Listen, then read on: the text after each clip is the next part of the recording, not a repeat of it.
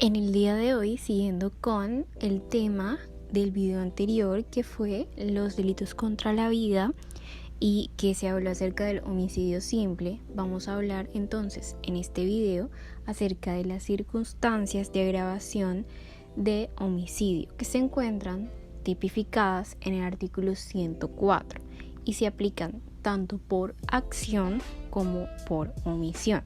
Bien, estas circunstancias de agravación punitiva de homicidio lo que hacen es como que agregarle, es decir, sucederán o van, a concurrir en la adecuación típica cuando esa acción cometida por alguien revista ciertos elementos especiales que están contenidos en las causales de este artículo 104 del Código Penal. Entonces, sin más preámbulos, vamos a hablar entonces acerca del primer numeral que nos habla acerca de los vínculos familiares o coexistencia familiar. Entonces, en este primer numeral encontramos de que lo que hay es una calificación del sujeto pasivo y del sujeto activo. ¿Y por qué razón? Por razón del vínculo familiar o filial existente entre uno y otro.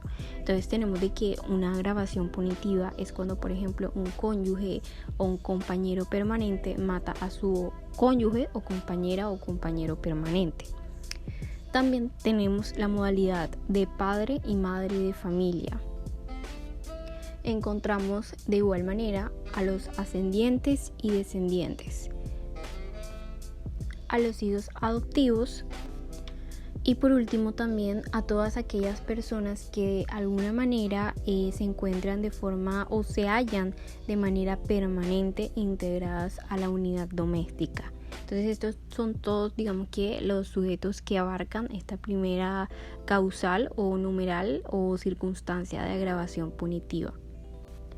La segunda causa de agravación punitiva encontramos que es un homicidio criminis causa, es decir, que se comete el homicidio por una causa criminal. Entonces, esta nos dice preparar, facilitar o consumar otra conducta punible, es decir, el homicidio se hace antes del segundo delito. También dentro de esta segunda causa de agravación punitiva encontramos para ocultarla, asegurar su producto o la impunidad para sí o para los copartícipes, es decir, el homicidio se hace luego de otra conducta punible, es decir, después de otro delito. También se añade un elemento especial subjetivo que es la finalidad adicional al dolo, que es utilizar el homicidio como medio para facilitar otra conducta o para asegurar u ocultar otra conducta. Puede que no se alcance, pero en su psiquis debe tener la finalidad, no es determinante si se cumple. Otro punto a aclarar es que quien se agrava es el que hace con esa finalidad. Por ejemplo, Pepito mató a un guardaespaldas para facilitar el homicidio del capo jefe de ese guardaespaldas. El que sería agravado por esta causal sería Pepito, ya que fue él quien, que mató a ese guardaespaldas para facilitar el homicidio del capo, que vendría siendo pues el jefe del guardaespaldas. Entonces, que no necesariamente la conducta que se pretende facilitar u ocultar también tenga que haber sido cometida por esa persona directamente, porque puede que la otra conducta punible haya sido cometido por otro. También este puede concursar con el delito que se pretende ocultar o facilitar. Bien, la tercera causal, que vendría siendo por medio de cualquiera de las conductas previstas en el título de los delitos de seguridad pública, capítulo de los delitos de peligro común y delitos contra la salud pública y afectaciones a la salud pública. Sería como un medio que se utiliza para cometer el homicidio, es el elemento que modifica el tipo básico, es decir, que se cometa el homicidio a través de cualquiera de esos delitos señalados anteriormente. Un ejemplo sería que se haga un homicidio valiéndose de un delito de un peligro común como el incendio. Entonces, para lograr la muerte, mato a través de un incendio, que es un delito autónomo. Es más reprochable porque no solo se pone en peligro la vida del sujeto pasivo, sino que además en la vida de otras personas. El cuarto numeral nos habla acerca de por precio, promesa remuneratoria, ánimo de lucro o por otro motivo abyecto o fútil. Entonces, digamos que esta causal modifica un elemento especial subjetivo y añade una finalidad además del dolo de matar. Entonces son varias causales en una sola circunstancia de agravación punitiva. Entonces, primero sabemos que se mata por precio. Entonces, el precio es un valor pecuniario en que se estima algo. El sujeto, pues, para matar recibe un precio en dinero o especie, pero estimable económicamente en una remuneración para cometer el homicidio. Un ejemplo de ello muy claro es el sicariato. La otra modalidad que vendría siendo por promesa remuneratoria, digamos que puede ser en dinero o en especie, pero estimable económicamente. Por ejemplo, te pague o no, está en la causal, porque lo que motivó a cometer el homicidio fue esa promesa. No tiene que estar específicamente determinada, no se necesita un precio en concreto, pero puede ser determinable. Es decir, esto es muy importante porque aunque se haya pagado o no dicho precio que se prometió, igual se incurre en esta circunstancia de agravación punitiva. En cuanto al ánimo de lucro, digamos que el homicidio está motivado por un incremento en el patrimonio. El típico ejemplo es, digamos que la herencia, mató para poder obtener la herencia. En cuanto al motivo abyecto, tenemos de que son todos aquellos que provienen de las bajas pasiones del ser humano, como por ejemplo la venganza, la codicia, la ira, la discriminación, la intolerancia, etc. Es decir, también un punto importante es que cuando se invoca un motivo abyecto es porque digamos que no cabe precio, promesa o ánimo de lucro. En cuanto al motivo fútil, encontramos que lo fútil es como de poco aprecio o importancia, es decir, motivo que es insignificante, irrisorio, tan ínfimo que salta a la vista a la gran desproporción entre el motivo y el homicidio. Es decir, sería como la típica frase que dicen de que nadie mata por eso. Un claro ejemplo sería pues una persona que está afilando un cuchillo, entonces sale a la calle y digamos que apuñala a otra persona para saber si el cuchillo tiene filo o no tiene filo. Entonces son motivos digamos que de homicidio que son muy ínfimos, que no tienen tanta importancia. En cuanto a la causal número 5, que es valiéndose de la actividad de inimputabilidad, hay digamos que un fundamento del legislador para colocar una circunstancia de agravación, porque es que hay una circunstancia muy especial. Digamos que el mayor injusto radica en que el sujeto agente, es decir, el sujeto activo, desarrolla un desvalor de acción cuando ya no solamente mata a otra persona, sino que hay un aprovechamiento indebido de otras personas que tienen limitaciones, es decir, los inimputables. Entonces lo que se da en el fondo no es más que una instrumentalización del inimputable. En cuanto a la causal número 6, que es digamos que homicidio con sevicia, el concepto jurídico de sevicia es digamos que es la crueldad excesiva e innecesaria para producir la muerte a otro. Este tipo penal en algunas legislaciones se conoce como un nombre que da la idea de lo que es la sevicia. Se llama como ensañamiento, la reiteración de la conducta sobre la otra persona. El fundamento de la sevicia prácticamente es el principio de la dignidad humana, porque la persona que desarrolla una conducta con sevicia prácticamente está señalando un menosprecio por la vida humana, y el hombre básicamente puede atentar contra bienes jurídicos, pero está atentando sobre la vida y haciéndolo de esa manera con crueldad.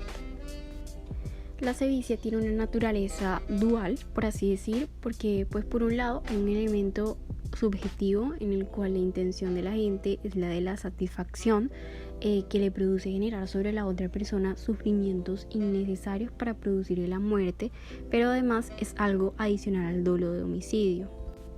Y el segundo elemento es objetivo, la conducta que digamos que produce esos sufrimientos pueden ser físicos o psíquicos y morales. Ordinariamente aparecen siempre los físicos, pero igual también se pueden dar los demás. Hay que dejar muy en claro la diferencia entre tortura y sevicia. La sevicia implica siempre una crueldad excesiva para lograr la muerte. En cambio, la tortura solamente se trata para sacar pues de la persona cierto tipo de cosas o de información. Es decir, en una hay un ánimo de matar y en otra no. En cuanto a la séptima causal, que es colocando a la víctima en situación de indefensión, inferioridad o aprovechándose de esa situación. Entonces vamos a dejar claro qué es cada una de las mencionadas anteriormente. Entonces la indefensión es cuando la víctima o el sujeto pasivo primero no tiene medios defensivos y segundo cuando teniendo esos medios defensivos no puede usarlos. En cuanto a la inferioridad, digamos que es una reducción de la posibilidad de la defensa en relación con el autor, ya que la persona tiene medios de defensa, pero ante lo que él tiene, el victimario son completamente o considerablemente ineficaces.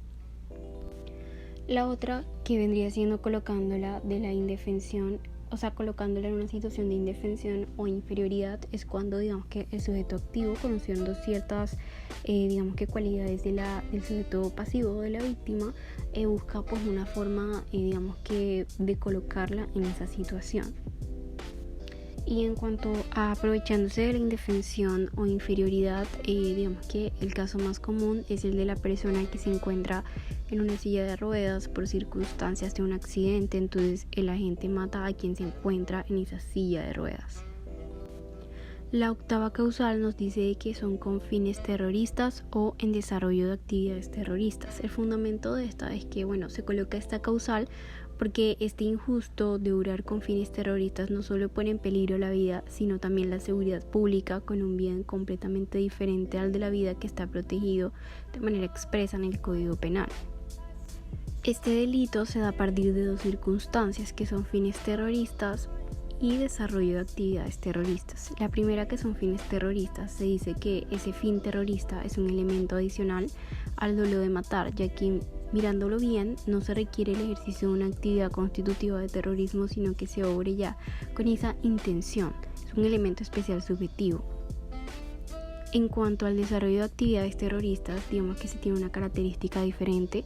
Cuando se habla de desarrollo de actividades terroristas hay un delito complejo porque se requiere la realización de alguno de los tipos de terrorismo, lo que genera digamos que una circunstancia causa-efecto entre esa actividad terrorista y el homicidio. La novena causal nos habla de que se comete homicidio en personas internacionalmente protegidas diferentes a las contempladas en el título 2 de este libro y agentes del derecho internacional público.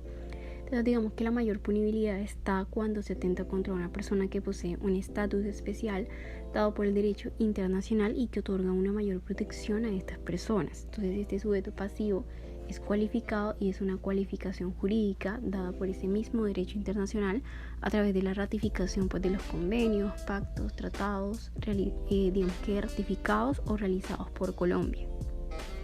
Y por último, la décima causal habla acerca si se comete en persona que sea o haya sido servidor público, periodista, juez de paz, defensor de derechos humanos, miembro de una organización sindical legalmente reconocida, político o religioso o en razón de ello. Sabemos de que a los servidores públicos se le aplica, digamos que esta norma, el artículo 20, para determinar quién es un servidor público en materia penal, que son por los que están en transitorio, un jurado electoral. Existen también servidores públicos expresos en la Ley 80 de 1993, que es el Estatuto de Contratación Estatal, que vendría siendo el contratista, el interventor y los asesores y todos aquellos, digamos que empleados del Estado. Los jueces de paz son aquellas personas que en virtudes de la ley resuelven conflictos en equidad. Los defensores de derechos humanos pueden ser adscritos a ONG o pueden ser independientes, reconocidos legalmente o no, y son completamente independientes, pero no aplica a los animalistas ni a aquellos que van en pro del medio ambiente. En cuanto a los miembros de organizaciones sindicales, se tenía de que antes solo amparaba a los dirigentes de los sindicatos, pero ahora abarca a todas aquellas personas que hagan parte de una organización sindical y no se requiere que el sindicato esté reconocido como tal. Un político podría ser una persona que se dedica a esa actividad y puede no estar inscrito en ningún partido, solo debe tener una calidad profesional de político, que es distinción del medio social. Y religioso, que es una persona que desempeña la actividad de ministro de un culto adscrito a una religión determinada de acuerdo a lo señalado según la Constitución Nacional.